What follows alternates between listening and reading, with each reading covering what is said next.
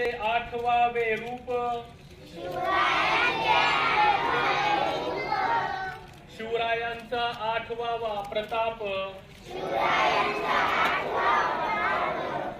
शिवरायांचा आठवावा साक्षेप भूमंडळी शिवरायांचे कैसे बोलणे शिवरायांचे कैसे चालणे शिवरायांची सलगी देणे कैसी असे सकल सुखांचा केला त्याग